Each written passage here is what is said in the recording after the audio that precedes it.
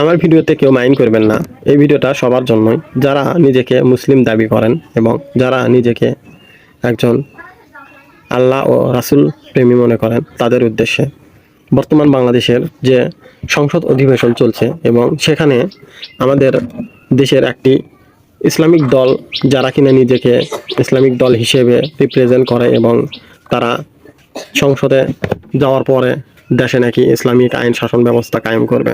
তবে আমরা দেখতে পারলাম যে তারা ৭০টি আসন পাওয়ার পরেও সংসদে গিয়ে শুধুমাত্র গণভোট নিয়ে আলোচনা করছে এবং আজে বাজে ভিত্তিহীন যে সকল আলোচনা, হেডফোন, এই ধরনের আলোচনা নিয়ে তারা ব্যস্ত। এবং শুধু তাই না, যাদেরকে রাজাকার হিসেবে ফাঁসি দেওয়া হয়েছিল এবং যে সকল ব্যক্তি নিজেই নিজেকে রাজাকার হিসেবে স্বীকৃতি দিয়েছে তাদেরকে নিয়ে আলোচনা করা হচ্ছে এই সংসদ ভবনে। অথচ একজন ইসলামিক চিন্তাভাবনাধারী একজন ব্যক্তি সে কি করতে পারে সংসদে গিয়ে?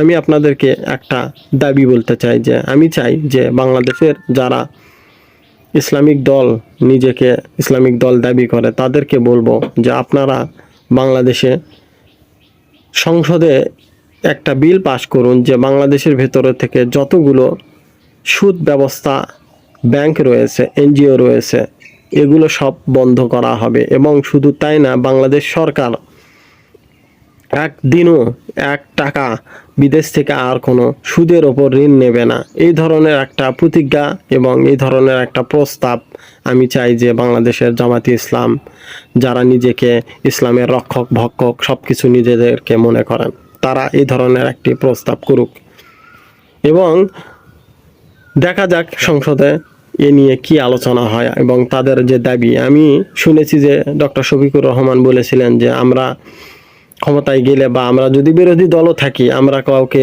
অন্যায় করতে দেবও না এবং আমরা নিজেরা অন্যায় করব না, এই কথাও আমি শুনতে দেখেছি।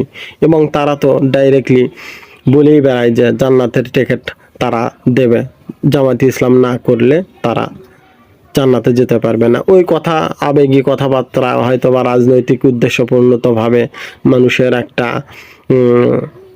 দরদ ভালোবাসা পাওয়ার জন্য এমন কথা বলতেই পারে, সেটাকে আমি গুরুত্ব দিয়ে বলতেছি না। তবে আমি একটা কথাই বলতে চাই যে আপনারা সুদের বিরুদ্ধে বাংলাদেশের যতগুলো এনজিও রয়েছে সুদ ভিত্তিক এবং যতগুলো ব্যাংকিং সিস্টেম রয়েছে সুদ ভিত্তিক, সবগুলোকে আপনারা বন্ধ করার প্রস্তাব করুন সংসদে।